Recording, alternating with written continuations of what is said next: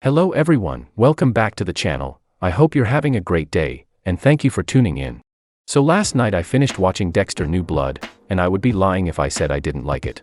I remember watching all the previous seasons of the series before they announced they were coming out with another season.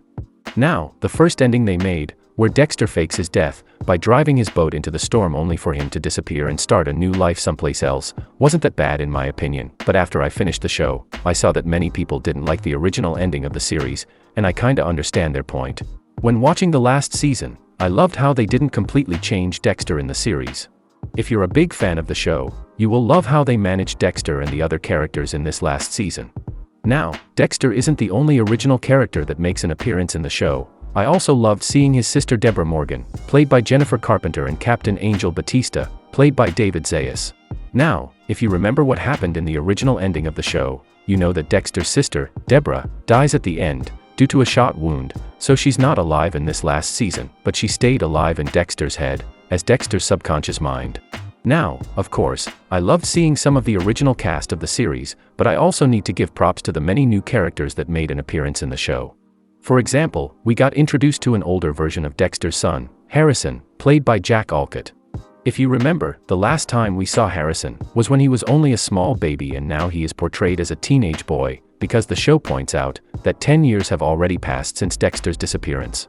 Besides Harrison, we also get to see Dexter's love interest, Angela Bishop, played by Julia Jones, who's also a cop in the series, which made things interesting for us, but difficult for Dexter in the story. We also get to know characters like Sergeant Logan, played by Alano Miller, Johnny Sequoia, who plays Angela's daughter, Audrey Bishop, and also we get introduced to Dexter's enemy in the story, the serial killer Kurt Caldwell, played by Clancy Brown. Now, if you haven't seen the last season of Dexter New Blood, I must warn you, because there could be potential spoilers ahead for you, so watch at your own risk. So back to the review. I just realized that the title of this new season is probably pointing out at Dexter's son if I'm correct, because if you think about it, the title, New Blood, could mean Dexter passing the torch to his son, as the new serial killer vigilante. But I think this theory doesn't hold any water, because if you watch the last episode, you know what happened at the end, and so it erases the possibility of his son being the new serial killer hunter. Now, the thing I enjoyed in the series was how they kept certain things from the previous seasons. For example, I loved the fact that they left Dexter's sense of humor, or when he's talking to his son by the fireplace and he references the Dark Defender. Also from the way he got rid of his victims, and how he pointed out that he doesn't like to keep souvenirs from his killings anymore. That's a detail I loved in the show. Besides the things that I enjoyed and loved while watching the show, I will also point out certain things I didn't like. For example, the way Dexter got a little sloppy with his killings. I understand that it's been 10 years since his last kill, but I wanted to see more of those compilations where Dexter's cleaning after the mess he did. Now, I also have to point out two major things that bothered me in the show. Firstly, the way Angela Bishop seems to be the only cop, in the last 10 years, to connect the dots when it comes to all the killings that are taking place in the town, but also connecting them to the Bay Harbor Butcher. Not only that, but also the way she switched up on Dexter when she was certain he was the killer of Matt Caldwell and then concluded that he was one of the biggest serial killers in Miami Metro Police history.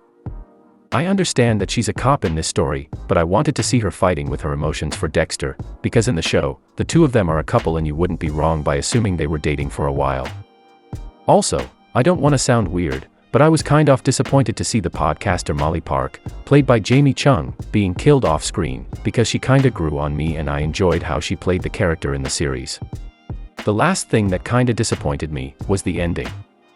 Not the fact that Dexter dies, but the fact that he gets killed by his own son, the only person with whom Dexter could be completely open to and not have the need to play somebody else. I kinda knew Dexter would die in the end, but being killed by his own blood was kinda disappointing, because I thought he was going to be hunted or killed by the police, or he would sacrifice himself to keep his son out of prison and safe. So, this was my opinion and review of Dexter New Blood. If you're a fan of Dexter, I really recommend you watch this series, because you won't be disappointed. Make sure to like, comment, and subscribe to the channel for more videos like these. Thank you for stopping by and watching my videos, it means a lot to me, and make sure to have a good one. Until next time, goodbye.